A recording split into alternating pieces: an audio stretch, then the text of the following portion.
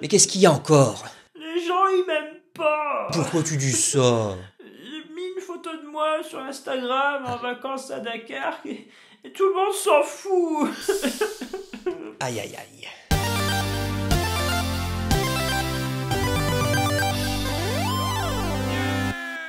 Quand on y pense, c'est fou l'impact que les réseaux sociaux peuvent avoir sur notre vie. Plus précisément, sur l'estime que nous avons de nous-mêmes.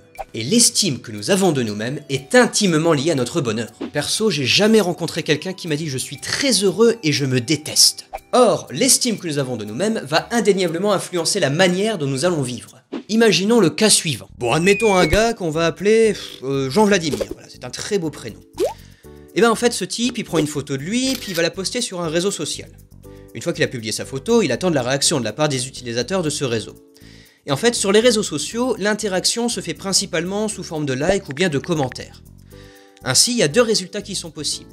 Ou bien sa publication suscite de l'intérêt, puis les gens vont liker beaucoup, ou bien la publication suscite peu d'intérêt, et du coup il n'y a pas beaucoup de likes, voire pas du tout. Et bah donc en fait, selon le nombre d'interactions, notre Jean-Vladimir, il va se sentir aimé, un peu, beaucoup, passionnément, à la folie même, pourquoi pas, hein. Ou bien, pas du tout. Ce qu'il se passe ici, c'est que notre Jean-Vladimir a transféré l'estime qu'il avait de lui-même dans une représentation de lui. Ce transfert s'effectue évidemment de manière inconsciente, mais ça a plusieurs conséquences. Il fait dépendre l'estime qu'il a de lui-même sur quelque chose qui ne dépend pas de lui, à savoir les autres. De plus, il fait dépendre l'estime de lui sur des choses dont il n'est pas responsable. La réaction des gens. Que les gens aiment ou n'aiment pas ce que tu postes, eh bien tu n'en es pas responsable. Et enfin, il se juge en fonction de données numériques. Or, comme son nom l'indique, l'estime de soi, c'est une estimation. C'est pas comme la température d'une pièce. On peut très bien mesurer la température ambiante à l'aide d'un thermomètre. Mais là, le problème, c'est qu'il s'agit d'une personne. Jean-Vladimir, c'est quelqu'un, c'est pas une donnée. Donc Jean-Vlad, les gens qui t'aiment vraiment, ils t'aiment pour ce que tu es, et pas pour un nombre de likes. Et je voudrais bien m'arrêter encore sur un petit truc. Les selfies. Quand on discute un peu avec les gens, ils ont tendance souvent à associer le selfie au narcissisme. Le narcissisme, c'est quand tu te kiffes. Mais moi, je pense pas. Le mythe de Narcisse, en gros, c'est l'histoire d'un gars qui est tombé amoureux de lui-même en voyant son reflet dans l'eau. Sauf qu'il a pas fait. Eh les gars, je suis quand même vachement beau, hein. Alors que bon, si tu prends un selfie, tu le postes et t'as 0 like.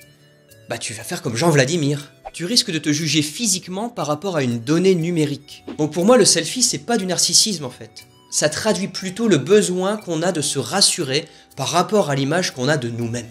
Et c'est normal d'avoir besoin d'être rassuré. Mais le problème, c'est quand tu te construis une image par rapport au regard des autres. Parce que bon, en même temps... Ouais, en même temps, t'as vu nos vies. Hein? On a un peu des vies à la con, non? Mais qu'est-ce que tu fous là? Maman sait que tu fais ça? Ouais, c'est même elle qui m'a appris à faire ça. Pauvre papa. Mais pourquoi tu dis ça?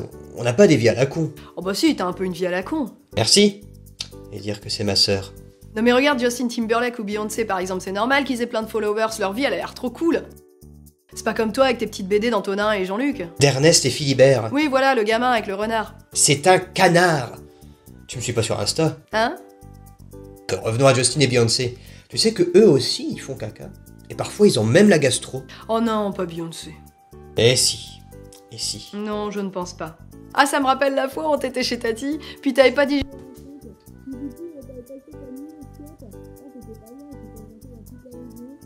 Puis à la fin, il pète. Beyoncé, Justin Timberlake, vous, moi-même, ce que je veux dire va paraître évident, mais au fond, nous sommes tous des êtres humains. Ce que je veux dire par là, c'est qu'en tant qu'être humain, on a tous les mêmes besoins. Et ce qu'on peut voir d'eux sur les réseaux sociaux qui font rêver la plupart d'entre nous n'est en fait qu'une parcelle de ce qu'ils veulent bien nous montrer. Surtout que la plupart du temps, c'est pas eux, c'est leur community manager qui s'en charge. Et en plus, ça fait partie de leur métier. Ils exposent une représentation de ce qu'ils sont. Il ne faut pas confondre l'image que l'on donne de soi et l'image que l'on a de soi. L'image que l'on donne de soi, c'est une partie de ce qu'on est. Mais c'est pas vraiment nous en fait. On choisit ce que l'on donne. Et en général, on préfère donner une bonne image de soi. C'est humain. Mais ce qui est vraiment cool, c'est quand tu apprécies autant l'image que tu donnes que ce que tu es. C'est ce qu'on appelle avoir une juste estime de soi. Et pour savoir s'estimer, il faut se connaître. Et pour se connaître, il faut être attentif à soi. Il faut se poser la question, est-ce que je vais bien? Ainsi, j'invite tout le monde à être bienveillant avec soi-même. Ça va vous aider à vous connaître et à vous estimer. Et vous ne pourrez pas être pleinement heureux tant que vous estimerez pas digne de l'être. Parce que bon, la personne avec laquelle vous avez passé votre vie, c'est vous. Alors autant être pote, non?